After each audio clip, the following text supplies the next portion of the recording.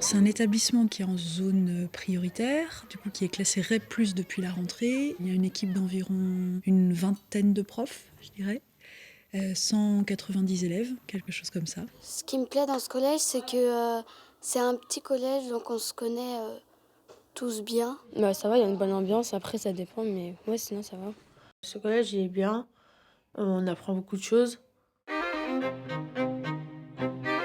C'est vrai que depuis quelques années, les collègues professeurs ont l'habitude de travailler ensemble sur des projets interdisciplinaires. En sixième, l'accent a été mis sur la maîtrise de la langue, en cinquième sur le théâtre et en quatrième sur les médias.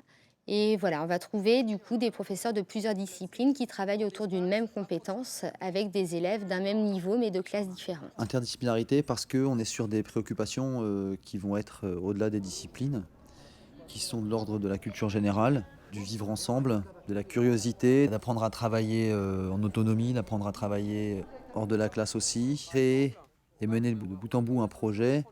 Puis on fait pas mal quand même d'expressions orales et écrites en français et aussi beaucoup de l'information. Ils expliquent la vie, comment les esclaves ont été traités. On travaille tous pour que nos élèves, plus tard, soient des personnes qui soient capables de s'informer, de réfléchir avec cette information et en fonction de leur réflexion, de communiquer ou de réaliser quelque chose. Vous avez la grille d'auto-évaluation, vous l'avez sous les yeux ou pas?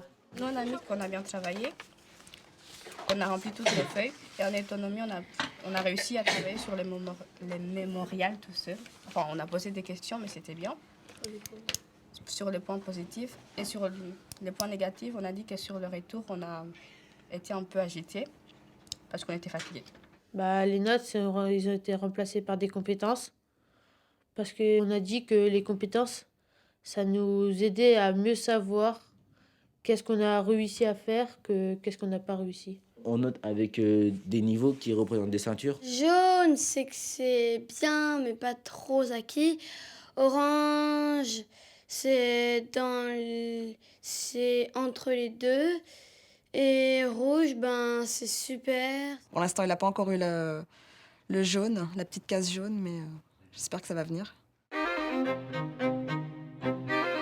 Quel est votre métier et en quoi consiste-t-il? Alors, mon métier est le métier d'agent d'accueil. Les parcours d'apprentissage donc sont construits de la 6e à la 3e et permettent à chaque élève de pouvoir avoir une bonne lisibilité sur justement les progrès réalisés à l'intérieur de ces parcours d'apprentissage. Moi, je travaille essentiellement sur le parcours bien-être. Parcours bien-être, pour ça, je m'appuie sur la définition de l'OMS de la santé, qui dit grosso modo que la santé, c'est être bien avec soi et être bien en interaction avec les autres. Donc vous réfléchissez, quelles sont vos qualités?